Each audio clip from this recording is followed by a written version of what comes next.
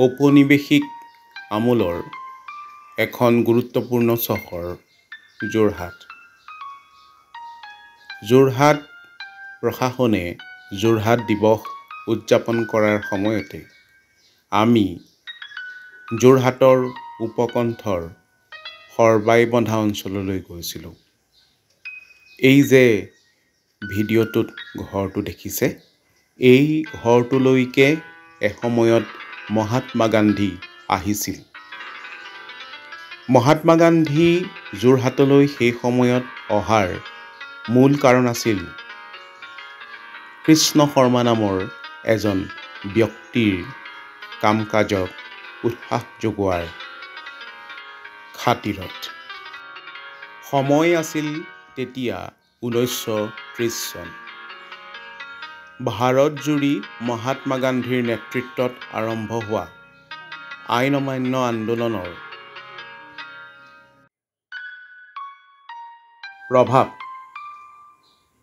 যোৰহাটতো পৰিছিল আৰু মহাত্মা গান্ধীৰ সত্যাগ্ৰহ আন্দোলনৰ যি মূল ধাৰা, সেই ধাৰাৰ যোগেদি অভিভূত হৈ যোৰহাটৰ এটা নৈষ্ঠিক ব্ৰাহ্মণ পৰিয়ালৰ যুৱক কৃষ্ণ শৰ্মাই অস্পৃশ্যতা বিৰোধী আন্দোলনৰ হকে জঁপিয়াই পৰিছিল আৰু নিজৰ কীৰ্তন ঘৰটো সেই সময়ত তথাকথিত নিম্ন বৰ্গৰ নিম্ন জাতিৰ লোক হিচাপে পৰিচিত হৰিজনসকললৈ মুকলি কৰি দিছিল।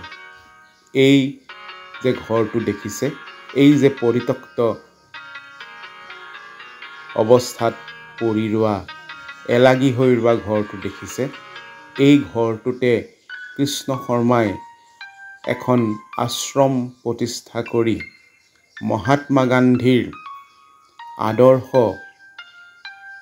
সন্মুখত ৰাখি সত্যাগ্ৰহ আন্দোলনৰ হকে নিজৰ প্ৰচেষ্টা চলাই গৈছিল আৰু হৰিজন তথা নিঃকুলীয়া লোকসকলৰ উন্নতিৰ কাৰণে কাম কৰি গৈছিল। কৃষ্ণ শৰ্মাৰ বিষয়ে যোৰহাটৰ উপকণ্ঠৰ নাগৰিকসকলে আজি ভালদৰে নাজানে। কৃষ্ণ শৰ্মাই সমসাময়িক জীৱনগাথাৰ খতিয়ানসমূহ লিপিবদ্ধ কৰি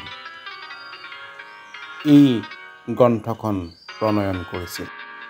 অসম প্ৰকাশন পৰিষদে প্ৰকাশ কৰা এই গ্ৰন্থখনৰ যোগেদি সমসাময়িক সমাজ ব্যৱস্থাৰ চিত্ৰ বাৰুকৈয়ে প্ৰতিফলিত হৈছে। এসময়ত এই চৌহদ তথা ঘৰটোক কেন্দ্ৰ কৰি এখন আশ্ৰম গঢ়ি উঠিছিল। এতিয়া এই পৰিত্যক্ত ঘৰটো সম্পৰ্কত চুবুৰীয়াসকলে খোলাকৈ আমাৰ লগত আলোচনা কৰিব নিবিচাৰিলে। জোক পোক সাপ আদি দ্বাৰা পৰিবেষ্টিত এই ঘৰটোত মোক সোমাবলৈ বাৰণ কৰিছিল যদিও মই এই পৰিত্যক্ত বঙলাটোত সোমাই গৈছিলোঁ।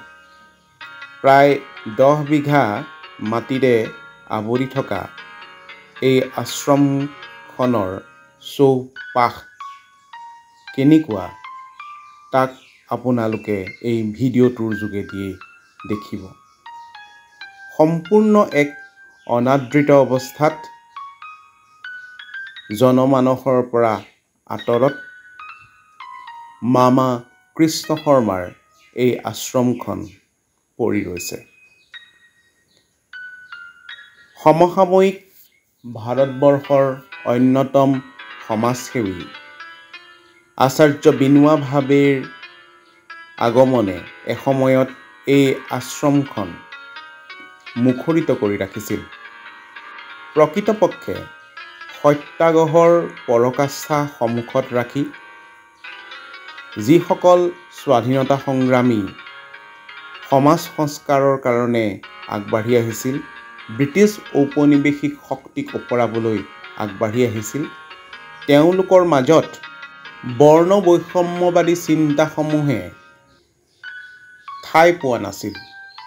আৰু কৃষ্ণ শৰ্মা আছিল এনে এজন ব্যক্তি যি সমাজৰ বাধা নিষেধ নেমানি নিজৰ উপাসনা গৃহটো হৰিজনসকলৰ বাবে মুকলি কৰি দিছিল।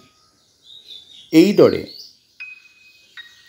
কৃষ্ণ শৰ্মাই নৈষ্ঠিক সমাজৰ বিৰুদ্ধে গৈ যি বলিষ্ঠ ভূমিকা গ্ৰহণ কৰিছিল, সেই কথা সাৰোগত কৰি ভাৰত চৰকাৰে তেওঁৰ নামত এটা ডাক টিকটো জাৰি কৰিছিল।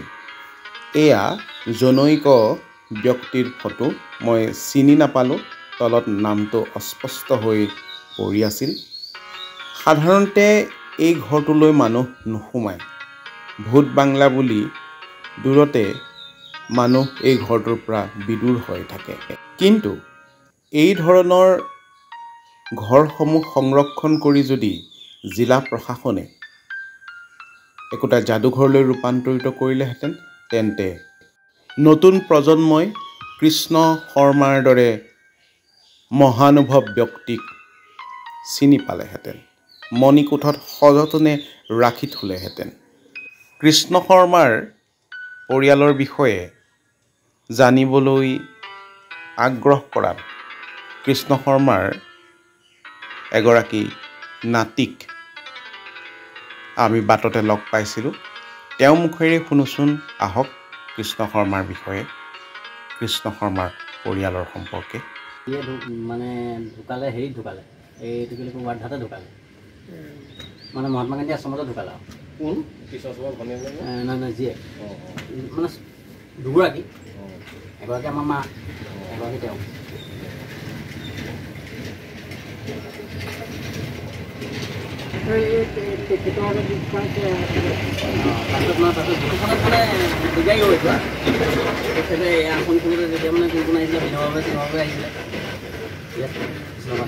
আচাৰ্য বিনয়ভাৱে। কিন্তু কথা হ'ল কি, এতিয়া কোনো মাক খাবলৈ মাক বৰফ খালে বৰফ খাবলৈ মই একেবাৰে ফেনৰ তলতে ৰাখিছোঁ। কথা ক'বলৈ গ'লে কৃষ্ণ শৰ্মা নাছিলে, সিহঁতৰ মাক কৰি থকা মানে দুগৰাকী ছোৱালী, ল'ৰা ডেকা ল'ৰা 6জন আছিলে। ডাঙৰ হ'ল দুগাদাস দেৱচন্দ্ৰ, তাৰপিছত কালিদাস দেৱচন্দ্ৰ সেইজন আশ্ৰমৰ যিজন আছিলে ঢুকালে, তেখেতে ঢুকালে, ডাঙৰ মা ঢুকালে, ডাঙৰ মানে ভাইদা বাপেক। তাৰপিছত ভোলানাথ শৰ্মা, তেখেতে ঢুকালে। তাৰপিছতজন আছিলে কাৰ্তিক চন্দ্ৰ শৰ্মা, তেখেতেও ঢুকালে। একে লক্ষণ শৰ্মা মানে ল'ৰা নাই, কমপ্লিট ঢুকালে, চব ঢুকালে। কিন্তু পৰিয়াল আছে, পৰিয়াল মানে সৰু মামাই বিয়া পাতিছিলে, হেৰি চেৰি নহ'লে, খালি হেৰি হ'ল, সৰু মামাহে ৰিচেণ্ট ঢুকালে। আৰু তাৰপৰা সেই হেৰি কমিশ্যনাৰ আছিলে লক্ষণ মামাৰ ওপৰতো, লক্ষণ মামাৰ 52 মিলিয়নতে খৰচ আছে। এই দুজন গুৱাহাটীতে থাকে যে, এজন ঢুকালে, এজনৰ কোনো নাই। আৰু লক্ষণ মামাৰ ল'ৰা আছে, ছোৱালী বিয়া দিলে, তেনেকুৱা আৰু। তাৰপিছত এজন আছিলে শ্বিলঙৰ, তেওঁ সেই ট্ৰেন্সপৰ্টত কাম কৰিছে, ট্ৰেন্সপৰ্ট চুপাৰিনটেণ্ডেণ্ট আছিলে তেতিয়া দিনত। তেওঁ খাচীয়া বিয়া পাতিলে, এতিয়া আহি থাকে, ল'ৰা পৰিয়ালবোৰ আমাৰ ইয়াত আহি থাকে। তেওঁ মহিলাত ঘৰ। তাৰপিছত সেই গোলাম মামা আলমেৰীত আছিলে, অলপ মানে মোগলৰ হেৰি হ'ল, তেওঁ তেতিয়া দিনত ৰয়েল বেছি আছিলে।